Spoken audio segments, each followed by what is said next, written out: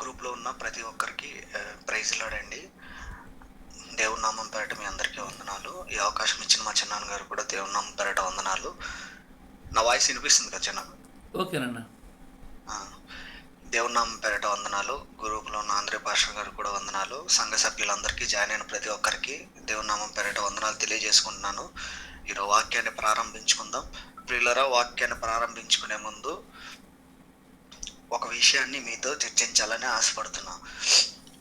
మనం ఒక ఇల్లు కట్టాలన్నా, లేదంటే ఏదో ఒక డబ్బులు పెట్టి ఒక పని చేయాలన్నా, లేకపోతే ఏం చేయాలన్నా, లేదు అంటే ఇంకా చూసుకుంటే ఒక మంచి మొబైల్ కొనాలన్నా, లేకపోతే ఏం చూసుకున్నా మనం ఏం చేస్తామండి, మనం పెట్టిన డబ్బులకి అది యూజ్ అవుతుందా లేదా, అది విలువైందా కాదా, మనం పెట్టిన డబ్బులకి అది విలువ చేస్తుందా లేదా అని చూసుకుంటాం. అవునా కాదండి? ప్రతి ఒక్కరం కూడా అదే చేస్తాం. మనం పెట్టిన డబ్బులకి ఆ వస్తువు విలువైందా కాదా, యూజ్ అవుతుందా లేదా అని చూసుకుంటాం. ఒక ఇల్లు కట్టాలనుకోండి, ఆ ఇల్లు కట్టినప్పుడు కూడా మనం చూసుకుంటాం. ఏమని చూసుకుంటాం అంటే, లైక్ ఆ మేస్త్రి మంచోడా కాదా, బాగా కట్టగలడా లేదా, ఇవన్నీ మనం చూసుకుంటాం. అలాగే యూజ్, ఒకవేళ అది విలువైన వారు కాదు, లేకపోతే అది యూజ్లెస్ అనుకోండి, ఒకవేళ ఆ వ్యక్తి యూజ్లెస్ పనికిరాడు అనుకోండి, మనం అనుకుంటామా? లేదు కదా. దేవుని వాక్యాన్ని, ఒక వచనాన్ని మనం చదువుకుంటూ మనం వాక్యంలోకి ముందుకెళ్దాం. మొదటి కొరింథీయులకు రాసిన పత్రిక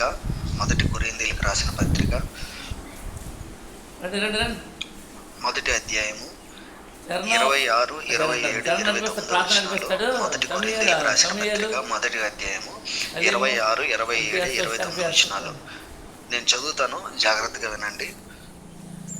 సహోదరులారా, మిమ్మల్ని పిలిచిన పిలుపును చూడండి. మీరు లోకరీతిని జ్ఞానులైనను, గనులైనను, గొప్ప వంశం వారైనను అనేకులు పిలువబడలేదు గాని, ఏ శరీరియు దేవుని ఎదుట అతిశయింపకుండానట్లు జ్ఞానులను సిగ్గుపరచుటకు లోకములో నుండి వెర్రివారిని దేవుడు ఏర్పరచుకుని ఉన్నాడు. బలవంతులైన వారిని సిగ్గుపరచుటకు లోకంలో బలహీనులైన వారిని దేవుడు ఏర్పరచుకుని ఉన్నాడు. ఎన్నికైన వారిని వ్యర్థము చేయుటకు లోకంలో నీచులైన వారిని, తృణీకరింపబడిన వారిని, ఎన్నికలైన వారిని దేవుడు ఏర్పరచుకుని ఉన్నాడు. ఈ వాక్యాన్ని మనము బాగా గమనిస్తే, సహోదరులారా, మిమ్మల్ని పిలిచిన పిలుపు చూడండి. పౌలు గారు కొరింథీయులకు రాస్తూ ఈ మాట చెప్తున్నాడు. సహోదరులారా, లేకపోతే సంగమా, మిమ్మల్ని పిలిచిన పిలుపు చూడండి. మీరు ఈ లోకంలో గనులైనవారని, లేకపోతే గొప్పవారని, జ్ఞానవంతులని దేవుడు పిలువలేదు. ఎందుకు పిలుచుకున్నాడు? ఎందుకు లాస్ట్లో చూసుకుంటే ఎన్నికలేని వారిని దేవుడు ఎందుకు ఏర్పరచుకున్నాడు అంటే, ఈ లోకంలో ఉన్న వారందరి ఎదుట నిలవబెట్టడానికి, లైక్ వెర్రి వారిని దేవుడు ఏర్పరచుకున్నాడు. బలవంతులైన వారిని సిగ్గుపరచడానికి దేవుడు బలహీనులైన మనల్ని ఏర్పరచుకున్నాడు. అయితే ఇదంతా బాగానే ఉంది. ఈ గ్రూప్లో సుమారుగా నాకు తెలిసి 19 మంది ఉన్నారు నాతో సహా. ఇంకా చూసుకుంటే సంఘంలో చూసుకుంటే, మా సంఘంలో ఒక 70-80 మంది ఉండొచ్చు.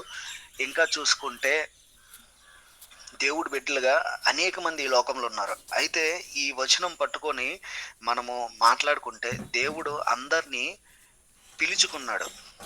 మనం అందరం దేవుని ద్వారా పిలువబడ్డాం, దేవుని బిడ్డలుగా ఉన్న మనం. కానీ ఇందులో ఎంతమంది ఏర్పరచబడిన వారు ఉన్నారు?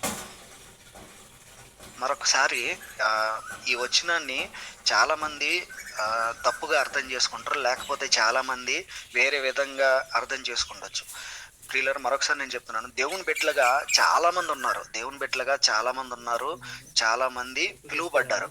ప్రపంచంలో చూసుకుంటే కొన్ని కోట్ల మంది ఉన్నారు. కానీ ఎంతమంది ఏర్పరచు, ఇక్కడ భక్తుడు అంటున్నాడు కదా, మీరందరూ పిలువబడ్డారు. ఎందుకోసం పిలువబడ్డారంటే, బలహీనులైన వారిని బలవంతుల ఎదుట నిలవబెట్టడానికి, తృణీకరించబడిన వారిని, ఎన్నికైన వారి ఎదుట నిలవబడ్డానికి దేవుడు ఏర్పాటు చేసుకున్నాడు. పిలువబడిన వారు అనేక మంది ఉన్నారు.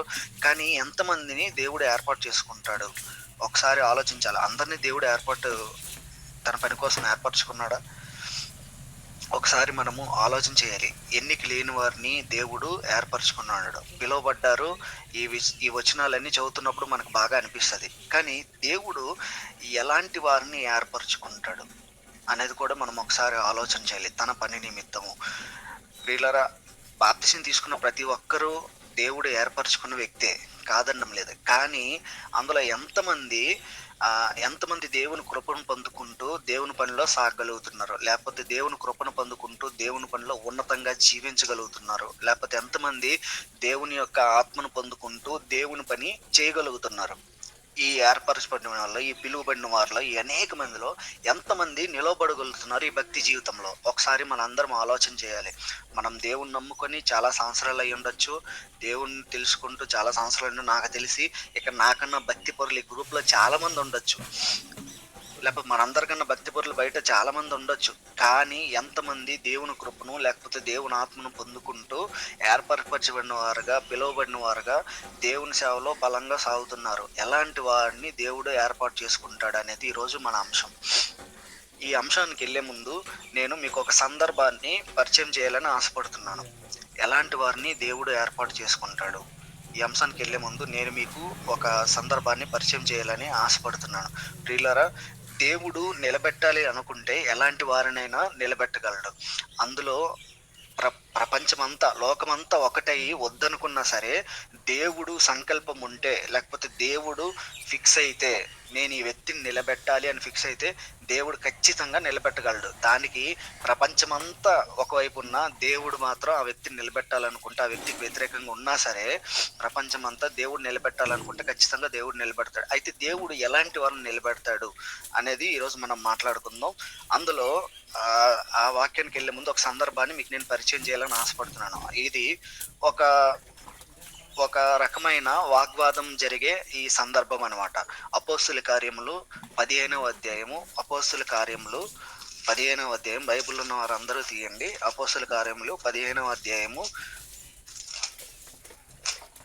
36 నుంచి 39 వచనాలు. 36 నుంచి 39-40 వచనాల వరకు నేను చదువుతాను, జాగ్రత్తగా వినండి. కొన్ని దినములైన తర్వాత ఏ పట్టణంలో ప్రభు వాక్యం ప్రచురపరిచితమో ఆయా ప్రతి పట్టణంలో ఉన్న సహోదరుల యొద్దకు తిరిగి వెళ్ళి వారిని ఎలాగున్నారో మనము చూతుమని పౌలు బర్నబాతో అనెను. అప్పుడు మార్కును అని మారు పేరు గల యోహానును వెంట పెట్టుకుని పోవుటకు బర్నబా ఇష్టపడెను.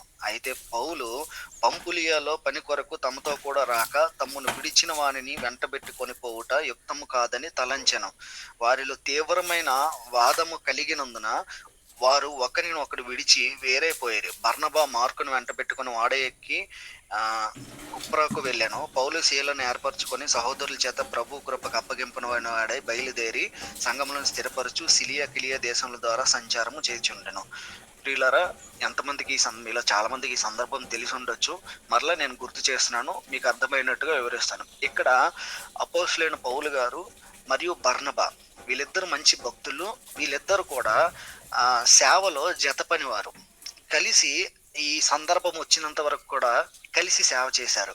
కలిసి దేవుని కొరకు బ్రతుకుతూ, లేకపోతే దేవుని సేవను కొనసాగిస్తూ వచ్చారు. అయితే ఈ సందర్భంకి వచ్చేసరికి వీళ్ళిద్దరి మధ్యలో ఇద్దరు భక్తులే, ఇద్దరు దేవుని ఆత్మచేత నింపబడిన వారే, ఇద్దరు సమర్పించుకున్న వారే, ఇద్దరు దేవుని పనిలో బలంగా వాడబడుతున్నవారే. అయితే ఈ సందర్భంకి వచ్చేసరికి వీళ్ళిద్దరి మధ్య ఒక చిన్న ఆర్గ్యుమెంట్, ఒక చిన్న కాన్ఫ్లిక్ట్ అనేది వచ్చింది.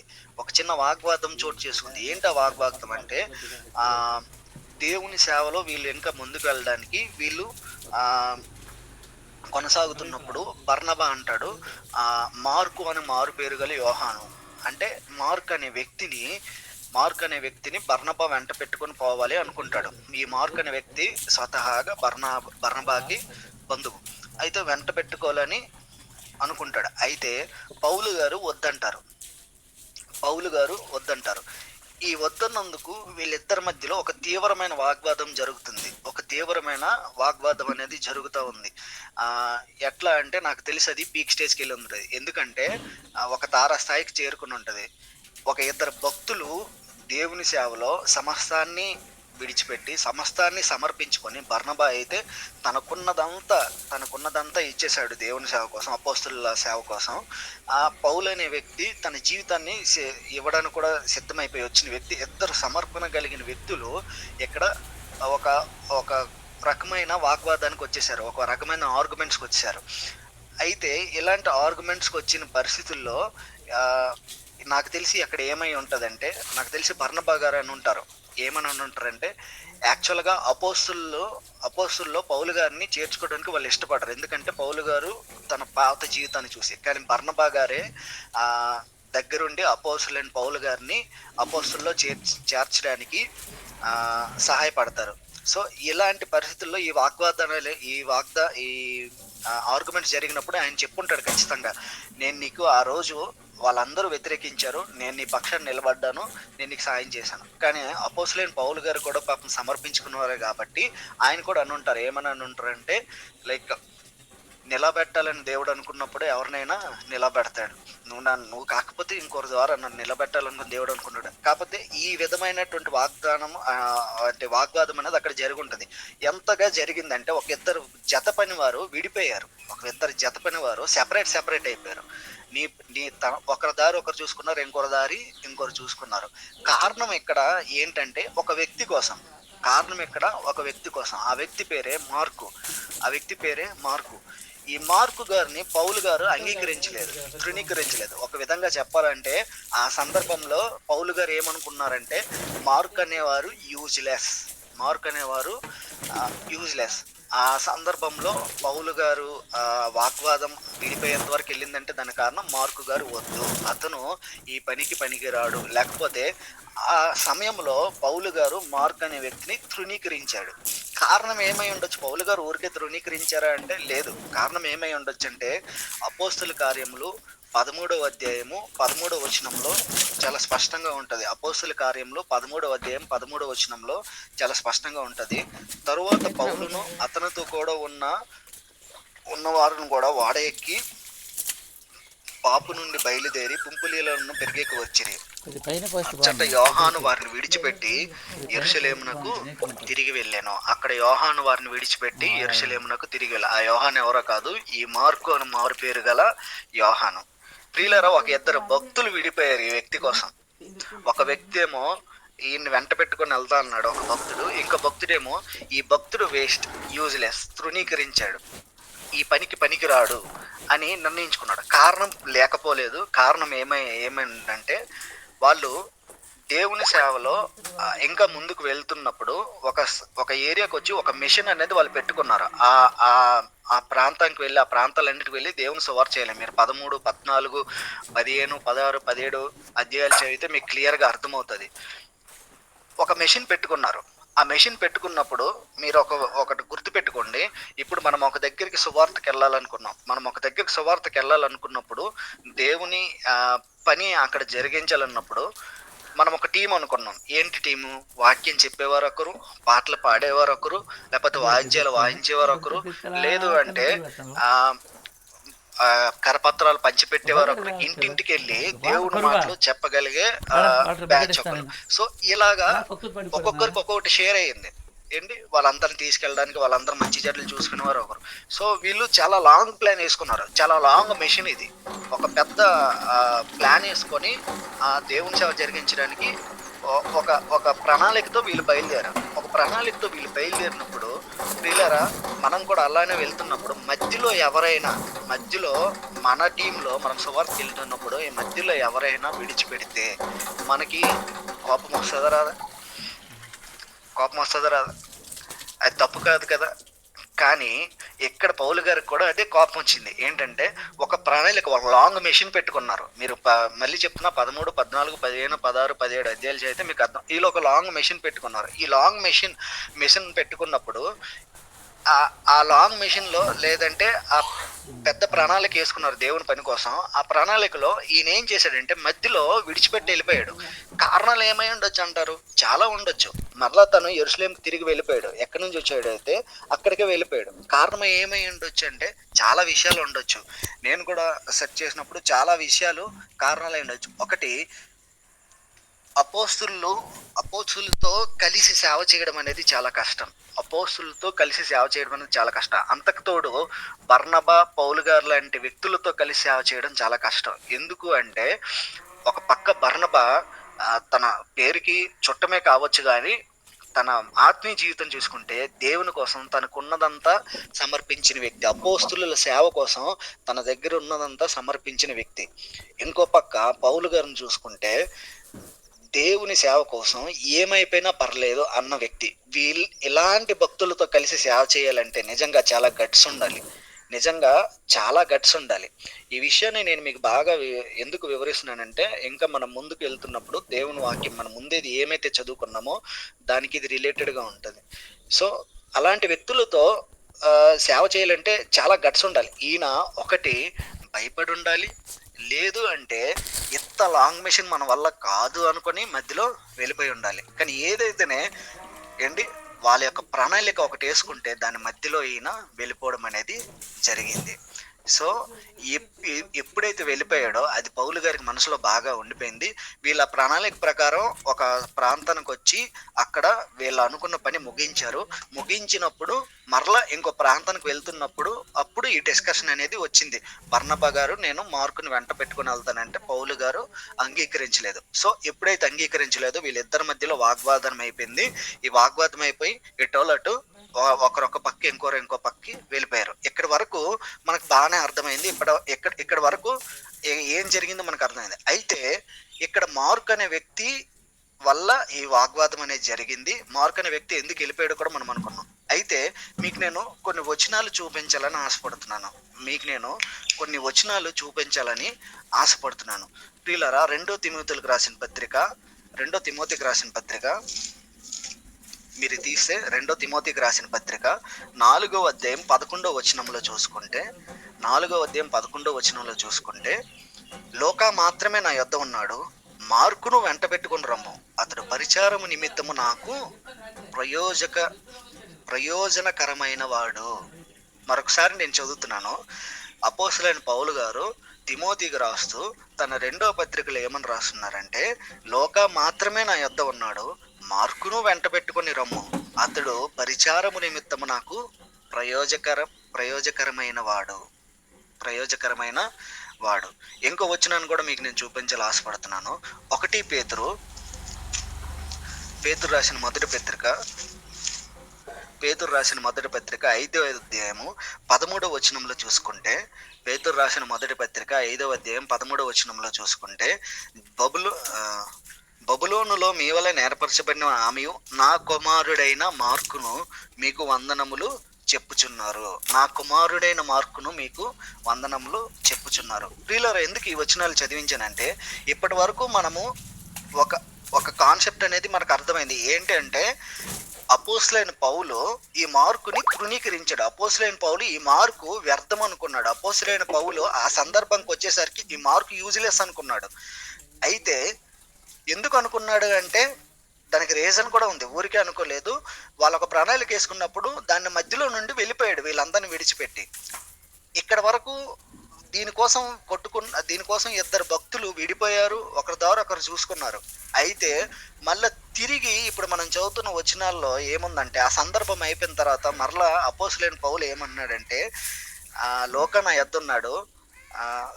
యొద్దున్నాడు, మార్కుని వెంట పెట్టుకుని రమ్ము, అతడు పరిచారం నిమిత్తము నాకు ప్రయోజనకరమైన వాడు అని చెప్తున్నాడు. చూసారా ఎంత ముందు వద్దనుకున్నాడో ఇక్కడికి వచ్చేసరికి అతడు నాకు యూజ్ఫుల్. ఒకప్పుడు అపోస్తలుడైన పౌలు గారు చెప్పారు, హీఈస్ యూజ్లెస్, అతను వద్దు, అతను ఈ పనికి పనికిరాడు అన్నాడు. కానీ ఇప్పుడు ఏమన్నాడు, పరిచారం నిమిత్తం అతను నాకు ప్రయోజనకరమైన వాడు. He is useful. ఒకప్పుడు అపోస్తలుడైన పౌలు గారు ఈజ్ యూజ్లెస్ అనుకుని వదిలేశారు. ఇక్కడికి వచ్చేసరికి ఈజ్ యూజ్ఫుల్ అంటున్నారు. పేతురు గారు ఏమన్నారు, నా కుమారుడు మీకు వందనాలు చెప్తున్నాడు, నా కుమారుడు. ప్రియులారా, ఏం జరుగుంటది ఈ వద్దని వెళ్ళిపోయిన తర్వాత మరలా ఈ వచనాలు చూసుకుంటే ఈ జరిగిన సందర్భం తర్వాత ఈ వచనాలు రాసేవారు. తిమోతి పత్రిక చెప్పాలంటే పౌలు గారు తన చివరి గడియల్లో రాసిన పత్రిక. సో అక్కడికి వచ్చేసరికి ఎలా ఒకప్పుడు యూజ్లెస్ అన్న పర్సన్ ఎలా అక్కడికి వచ్చేసరికి యూజ్ఫుల్ అయ్యాడు. ప్రియులారా, దేవుని పని అంటే భయపడిన వ్యక్తి పేతురు గారు లాంటి వ్యక్తి వచ్చి నా కుమారుడు అని మీకు వందనాలు చెప్తున్నాడని ఈ ఒక సందర్భంలో చెప్తున్నాడు. ఎలా తన జీవితం అనేది మారింది. ఇంకా మీకు చెప్పాలి అంటే బైబిల్లో చాలా మంది ఎప్పటికీ ఏమని నమ్ముతారంటే మొట్టమొదటి సువార్త మార్కు సువార్త రాశారని ఉంటుంది. మనకు ఆర్డర్లో మత్తయి, మార్కు, లూక లేకపోతే ఇట్లా ఉండొచ్చు కానీ బైబిల్లో చాలా మంది ఏం చెప్తున్నారంటే మార్కు సువార్త మొట్టమొదటి సువార్త రాశారు. ప్రియులారా, యేసుక్రీస్తు ప్రభువు 12 మంది శిష్యులు ఉన్నారు. ఆ 12 మంది శిష్యుల్లో ఈయన ఒకడు కాకపోవచ్చు కానీ ప్రియులారా, గాస్పెల్ సువార్త పుస్తకాల్లో మొదటి పుస్తకం రాసిన వ్యక్తి ఈయన. చరిత్ర కూడా అదే చెప్తుంది. కారణం ఏమై ఉంటుంది? ఒకప్పుడు భయపడి వెళ్ళిపోయాడు, ఒకప్పుడు యూజ్లెస్ ఫెలోగా ఎంచబడ్డాడు, లేకపోతే ఒకప్పుడు ఇతను తృణీకరించబడ్డాడు. కానీ చివరికి వచ్చేసరికి ఏమైందంటే ఎవరి ద్వారా అయితే యూజ్లెస్ ఫెలో అనిపించుకున్నాడో మరలా ఆయన అంటున్నాడు, తన నా యొద్దకు తీసుకురండి, హీఈస్ యూస్ఫుల్, తను ప్రయోజనకరమైన వాడు. పేతురు లాంటి భక్తుడు అంటున్నాడు, నా కుమారుడు మీకు వందనాలు చెప్తున్నాడు. చివరి ఆఖరికి వచ్చేసరికి ఒక సువార్త పుస్తకాన్నే రాశాడు ఒక సువార్త పుస్తకాన్నే రాశాడు. ఏం మారుంటుంది? ఎలా మారాడు అసలు? ఎలా ఈ చేంజ్ అనేది వచ్చింది? ప్రియులరా, మనం కూడా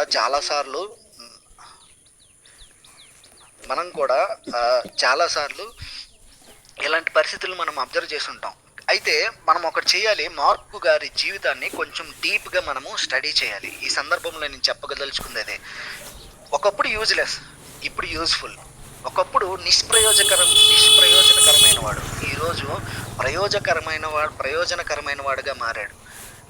ఎలా ఇది మారిందంటే, మన మార్కు గారి జీవితాన్ని కొంచెం లోతుగా మనము కొన్ని విషయాలు అధ్యయనం చేయాలి. 1-2-3 విషయాలు మనం అధ్యయనం చేసుకొని మనం ముందుకెళ్ళిపోదాం. ప్రియులారా, అందులో మొదటగా ఫస్ట్ థింగ్, ఎప్పుడైతే బర్నబాకి పౌలు గారి గొడవ అవుతూ ఉందో, ఎవరి కోసం గొడవ అవుతుంది? మార్కుని వెంట పెట్టుకొని వెళ్ళొద్దనే విషయం మీద గొడవ అవుతూ ఉంది. ఈ మార్కుని వెంట పెట్టుకొని వెళ్ళొద్దనే విషయం మీద గొడవ అవుతున్నప్పుడు ఈ మార్కు ఖచ్చితంగా ఇవన్నీ వినుంటాడు. మార్కు దగ్గర ఖచ్చితంగా ఇవన్నీ వచ్చి ఉంటాయి. నిన్ను పౌలు గారు వద్దనుకుంటున్నారు, నువ్వు ఈ పనికిరావు అనుకుంటున్నారు, నిన్ను వద్దనేస్తున్నారని. ఆ సందర్భంలో మనం ఉంటే ఖచ్చితంగా మనం కృంగిపోతాం. మనల్ని ఒక నలుగురితో పాటు ఒక 5గురితో పాటు ప్రార్థనకి వెళ్ళినప్పుడు నువ్వు వద్దులే, నువ్వు ఈ టైంకి పనికిరావు, నువ్వు ఈ పనికి పనికిరావు అని ఒక మాట ఎవరైనా అన్నారనుకోండి, మనం ఎంతో కృంగిపోతాం. అవునా కాదా? చాలా బాధపడతాం. నాకు తెలిసి అక్కడ మార్కు గారు బాధపడి ఉండొచ్చు కానీ కృంగిపోలేదండి. కృంగిపోలేదు. తను దేవుని పనిలో ముందుకు సాగుతూ ఉన్నాడు, ఆగిపోలేదు. నాకు ఒక భక్తుడు ఈ మాట అన్నాడు, లేకపోతే నాకు ఒకరు ఈ మాట అన్నారని అక్కడితో ఆగిపోలేదు. తన దేవుని పనిలో ముందుకు సాగుతూ ఉన్నాడు, ముందుకు వెళ్ళిపోయాడు. ఓకే, పౌలు గారు వద్దన్నారు, ఫైన్, మా బంధువైన బర్నబా ఉన్నాడు కదా, తనతో పాటు దేవుని సేవ చేసుకుంటా అని బర్నబా గారితో ఆగిపోలేదు. పేతురు గారి దగ్గరికి వెళ్ళారు.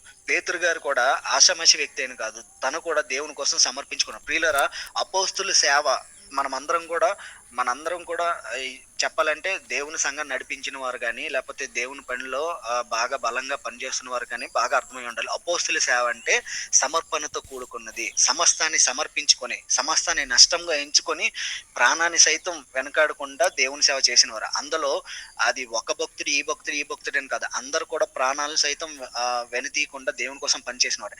కానీ మార్కు గారు ఆ మాట అన్నందుకు అక్కడితో కృంగిపోలేదు, ఆ మాట అన్నందుకు అక్కడితో ఆగిపోలేదు. తన జీవితాన్ని, తన భక్తి జీవితాన్ని, లేకపోతే దేవుని సేవ కోసం మరలా తను నిలబడ్డాడు, ముందుకు వెళ్ళాడు. ముందుకు వెళ్ళడమే కాదు, ఎలాంటి వారితో పనిచేశాడంటే ప్రియులారా, బర్నబా గారు లాంటి వారితో పనిచేశాడు, మరలా పేతురు గారు లాంటి వారితో కూడా పనిచేశాడు. కారణం ఏంటో తెలుసా? తను ఎక్కడైతే తృణీకరించబడ్డాడో ఆ మాటకి కుంగిపోలేదు. కానీ నేను నిలబడగలను, I can change myself, నేను నిలబడగలను, నేను ముందుకు వెళ్ళగలనని ముందుకి వెళ్ళాడు. ప్రియులారా, ఇలాంటి సందర్భాలు మనకు ఎదురవుతున్నప్పుడు చాలాసార్లు సంఘంలో కానీ, లేకపోతే దేవుని పరిచర్లో కానీ, లేకపోతే ఒక్కొక్కసారి చాలా దగ్గరలో ఏమవుతుంటుంటదంటే, వాళ్ళకున్న ఇబ్బందులు బట్టి, వాళ్ళకున్న పరిస్థితులు బట్టి ఒక్కొక్కసారి మనకి దేవుని సేవకులు ఒక్కో మాట అన్నప్పుడు కూడా మనం తీసుకోలేం. చాలా బాధపడుతుంటాం. లేదంటే మన సేవలో మన తోటి పనివారు కూడా మనకు ఒక్కొక్కసారి ఒక మాట అన్నప్పుడు కూడా మనం తీసుకోలేం. ఏండి అంతకు తోడు ఎలాంటి మాటలు అన్నారనుకోండి, యూజ్‌లెస్ అన్న మాటలంటే అస్సలు మనం తీసుకోలేం. ఏండి అస్సలు మనం తీసుకోలేం. కానీ తను బాధపడి ఉండొచ్చు గానీ, దేవునిలో మాత్రం వెనకపడిపోలేదు. తను బాధపడి ఉండొచ్చు కానీ దేవునిలో మాత్రం వెనకబడిపోలేదు, కృంగిపోలేదు, ముందుకి వెళ్ళిపోతున్నాడు. ఇంకో ఇంకో ఇంకో ఇంకో పాయింట్ మనం చూసుకుంటే ప్రియులరా, అపోస్తులు అపోస్తులతో పాటు ఈయన జత పనివాడుగా ఉన్నాడు. ఇంకా చూసుకుంటే పేతురు గారితో పాటు తను నడిచాడు. ఆ ఎక్కడైతే సమస్తం నష్టంగా ఎంచుకున్నాడో, ఎక్కడైతే తృణీకరించబడ్డాడో, కానీ ఆ మాట అన్నప్పటి నుంచి ఇతని జీవితం ఎలా అయిపోయిందంటే ఈయన రాజీ పడకుండా బతికాడండి. ఖచ్చితంగా చెప్పగలను, ఈయన రాజీ పడకుండా బతికాడు. ఎందుకంటే దేవుడు అపోస్తలుడైన పౌలు గారు యూజ్లెస్ అని అనుకోవచ్చు, కానీ మరలా తిరిగి అతనే నాకు యూజ్ఫుల్ అని అన్నాడంటే ఖచ్చితంగా దేవుని పనిలో ఈయన రాజీ పడకుండా బతికుంటాడు. ఈయన సాక్ష్యము అనేక మంది ద్వారా అపోస్తలుడైన పౌలు గారి దగ్గరికి వెళ్ళుంటది. అందుకనే ఆయన అంటాడు, అతను నాకు యూజ్ఫుల్, అతను నాకు ప్రయోజనకరమైన వాడు. ఖచ్చితంగా ఈయన సాక్ష్యం అనేది ఖచ్చితంగా వెళ్ళుంటది. ఎలా వెళ్ళుంటదంటే, ఒకప్పుడు నువ్వు యూజ్లెస్ అన్నా చూడు, ఒకప్పుడు నువ్వు పనికిరానన్నా చూడు, ఈ రోజు ఆయన దేవుని కోసం పేతురు గారితో ఈ విధంగా కష్టపడుతున్నాడు, ప్రాణాన్ని సైతం లెక్క చేయకుండా కష్టపడుతున్నాడు. ఇదిగో అలాంటి భక్తుడు ఒక ఆయన ఇలా ఉన్నాడు. ఈ రోజు ఒకప్పుడు అన్నా చూడు, ఈ రోజు ఆయన పరిస్థితిలో ఉందన్నప్పుడు ఖచ్చితంగా పౌలు గారు కూడా మెచ్చుకోవాలి. ఖచ్చితంగా ఆయన ఆనందపడి రమ్మన్నాడు. ఆనందపడి, ఓ అవునా, ఎంత గొప్పవాడయ్యాడా సేవలో, ఎంత గొప్ప పరిచారకుడు అయ్యాడా, ఖచ్చితంగా ఆయన నాకు యూస్ఫుల్, అతను కూడా నా యొద్దకు తీసుకురండి అని అన్నాడు. ప్రియులరా, రాజీ పడకుండా బతికాడు. అంటే నాకు ఒక మాట అన్నారు, నన్ను యూజ్లెస్ అన్నారు, లేకపోతే నాకు దేనికి పనికిరావన్నారని కృంగిపోలేదండి. తన కాన్సెప్ట్ ఒకటే, నేను దేవుని నమ్ముకున్నాను, దేవుని కోసం పనిచేస్తాను, దేవుని కోసం ముందుకెళ్తాను. ఓకే, నేను ఒకప్పుడు భయపడ్డాను, ఒకప్పుడు అపోస్తుల సేవ చూసే, ఒకప్పుడు అపోస్తుల యొక్క సేవ పనితీరు చూసి నేను భయపడి మధ్యలో వదిలేసి వెళ్ళిపోండొచ్చు. కానీ నేను ఎక్కడైతే వదిలేశానో మరలా అక్కడి నుంచి మొదలు పెడతాను, నేను ఖచ్చితంగా దేవుని కోసం నిలబడతానని ఖచ్చితంగా నిలబడ్డాడు. కాబట్టే ప్రియులారా, ఈరోజు పరిశుద్ధ గ్రంథంలో ఆయన అంటూ ఒక సువార్త పుస్తకాన్ని రాయగలిగాడు. ఇంకా చూసుకుంటే ఇక్కడ ఒక చక్కని ఆత్మీయ సందేశం అనేది వస్తుంటది. ఏంటంటే, ఒక వ్యక్తి పడిపోవడం సహజం. మనం కూడా భక్తి జీవితంలో చాలాసార్లు పడిపోతూ ఉంటాం. అది మనకున్న అలవాట్ల ద్వారా కావచ్చు, మనకున్న ప్రవర్తన ద్వారా కావచ్చు, లేకపోతే మనకున్న పరిస్థితుల ద్వారా కావచ్చు. ప్రియులారా, భక్తులుగా మనము చాలాసార్లు మన భక్తి జీవితంలో పడిపోతూ ఉంటాం. దాన్ని ఎవరు తప్పించుకోలేరు. ప్రస్తుత ప్రపంచంలో మనం ఒకటి గమనించాలి, ఒకటి గుర్తుపెట్టుకోవాలి. ప్రస్తుత ప్రపంచంలో భక్తి జీవితంలో పడిపోలేనివంటి వారు ఎవరు ఉండరు. అది ఎంత పెద్ద సేవకుడైనా కానీ, ఎంత పెద్ద భక్తుడైనా కానీ, ఈ ప్రస్తుత ప్రపంచంలో ఏదో ఒక రకంగా కొన్ని సందర్భాల్లో పడిపోతూ ఉంటారు. కానీ ఇక్కడ మార్పును చూసి మనం ఏం నేర్చుకోవాలి అంటే, మనం పడడం సహజమే, కానీ మనం పడడం ఇంపార్టెంట్ కాదండి. మనం పడి మరలా లేస్తాం చూడండి, మనం పడి మరలా లేస్తాం, ఎంత బలంగా లేవగలుగుతాను అనేది చాలా ఇంపార్టెంట్. పడిపోవడం అందరూ పడిపోతారు, కానీ పడిపోయిన చోట మరలా ఎంత బలంగా లేవగలుగుతాం అనేది చాలా ఇంపార్టెంట్. మనం దేవుని భక్తులు అనేక సార్లు పడిపోయి ఉండొచ్చు. ప్రియులారా, ఈ సందర్భంలో చూసుకుంటే మార్కు గారు భయపడి వెళ్ళిపోయి ఉంటారు. ఆ అపోస్తుల సేవను భయపడి వెళ్ళిపోయి ఉంటారు. మధ్యలో విడిచిపెట్టి, మనం కూడా దేవుని పని, ప్రభువా నీ కోసం బతుకుతానని మధ్యలో చాలాసార్లు విడిచిపెట్టి వెళ్ళిపోయి ఉండొచ్చు, లేకపోతే మధ్యలో చాలాసార్లు భయపడి ఉండొచ్చు, లేకపోతే మధ్యలో మనకున్న అలవాట్లు, మన ప్రవర్తన ద్వారా దేవునికి దూరంగా అయిపోయి ఎన్నోసార్లు భక్తి జీవితంలో పడిపోయి ఉండొచ్చు. కానీ మరలా మనం లేచినప్పుడు ఎంత బలంగా లేస్తున్నాం అనేది చాలా ఇంపార్టెంట్. లేస్తూ పడుతూ ఉంటే దాన్ని భక్తి జీవితం అంటారు, కానీ భక్తిహీనత అంటారు. ఒకసారి పడ్డావు, దేవుడు ఒక అవకాశం ఇచ్చాడు, మరలా లేచావు, ఇంకా లేచి నువ్వు ఇంకోసారి మనము పడకూడదు భక్తి జీవితంలో.